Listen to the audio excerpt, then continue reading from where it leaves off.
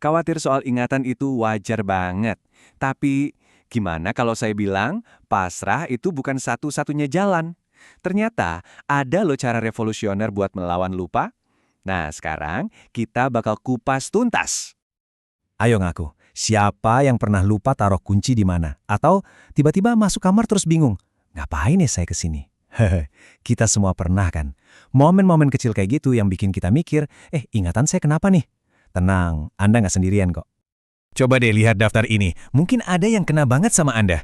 Ingatan yang rasanya nggak setajam 10 tahun lalu. Atau sering banget salah taruh HP atau kacamata. Brain fog, lupa janji. Ini keresahan yang nyata loh. Pertanyaan besarnya apa ini cuma, ya bagian dari jadi tua? Apa kita harus terima aja? Nah, ini dia nih yang penting banget buat kita sadari. Penurunan memori itu bukan kejadian semalam. Bukan, justru masalahnya seringkali udah dimulai puluhan tahun sebelum gejala pertamanya muncul.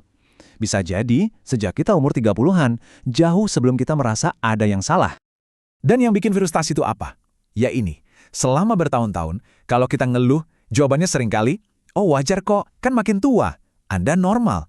Mereka bilang itu normal, seolah-olah kita disuruh pasrah aja dan gak ada yang bisa dilakuin. Gregetan kan? Tapi, kita harus tahu, anggapan bahwa kehilangan memori itu takdir, itu cuma mitos. Sekarang udah waktunya kita pakai pendekatan baru. Pendekatan yang proaktif, karena kita nggak harus jadi korban penuaan. Perubahan mindsetnya dimulai dari sini. Kita harus berhenti jadi penonton pasif. Kita harus jadi seorang pejuang otak. Ya, kita secara aktif berjuang untuk kesehatan otak kita. Dan ini adalah pertempuran yang bisa kita menangkan.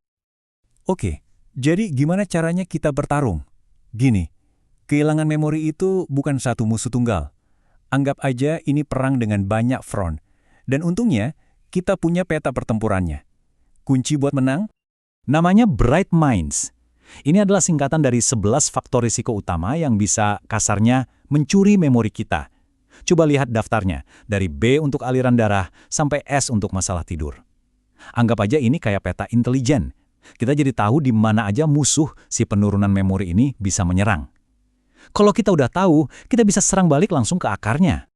Dari 11 faktor tadi, sekarang kita bakal fokus ke 3 bahaya yang paling umum, tapi justru paling sering diabaikan. Ini adalah bahaya-bahaya tersembunyi yang mungkin banget sedang mempengaruhi Anda sekarang juga. Yang pertama, I.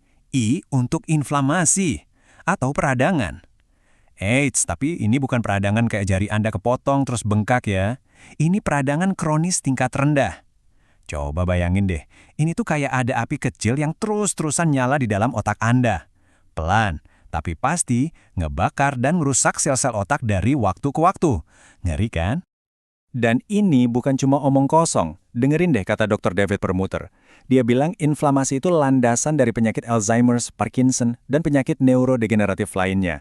Bukan cuma salah satu faktor, tapi landasan. Ini serius banget. Terus dari mana datangnya api ini? Nah, pemicunya itu seringkali tersembunyi di kebiasaan kita sehari-hari.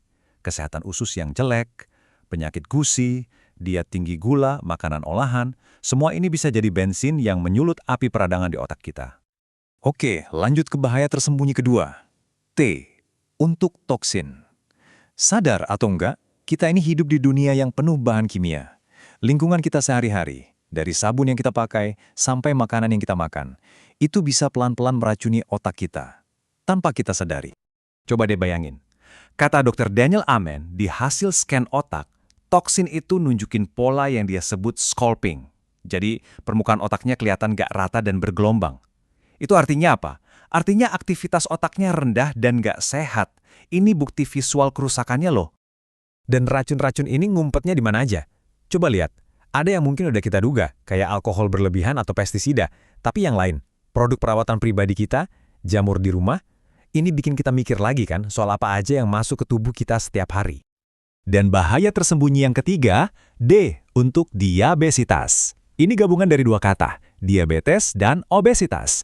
Kombinasi maut ini di zaman sekarang jadi salah satu penguras otak paling besar. Saking berbahayanya, ancaman ini sampai dapat julukan baru. Para peneliti sekarang sering menyebut penyakit Alzheimer sebagai diabetes tipe 3. Kenapa? Karena hubungannya dengan gula darah itu kuat banget.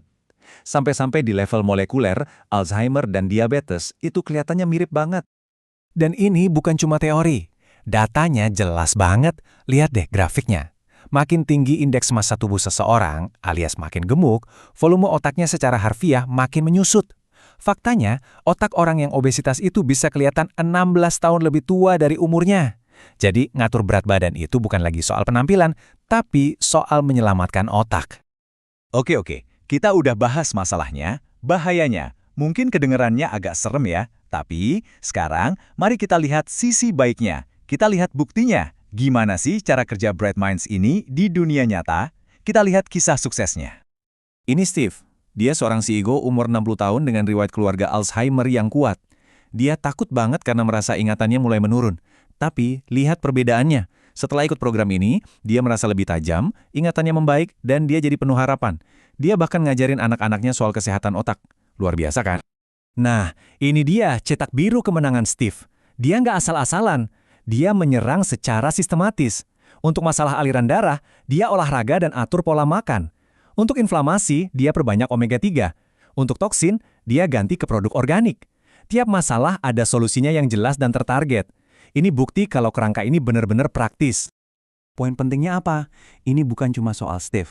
Ini juga bisa jadi soal Anda. Sekarang, kita beralih dari cerita dia ke perjalanan Anda sendiri. Saya akan kasih jalan yang jelas dan sederhana buat memulai. Simpel aja, cuma ada 3 langkah. Pertama, kenali dulu resiko Anda. Cek kesehatan, tahu angka-angka penting Anda. Kedua, jangan serakah mau benerin semuanya sekaligus. Pilih 1 atau 2 faktor resiko Bright Minds yang paling relevan buat Anda, fokus di situ dulu.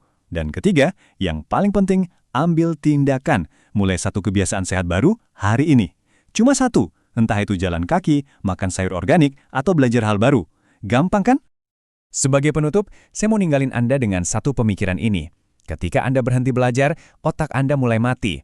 Kesehatan otak itu bukan tujuan akhir, tapi sebuah perjalanan seumur hidup. Jadi teruslah tantang diri Anda, teruslah belajar. Menjaga otak tetap aktif, itu cara terbaik menjaganya tetap hidup. Pertanyaannya sekarang, apa satu hal baru yang akan Anda pelajari hari ini?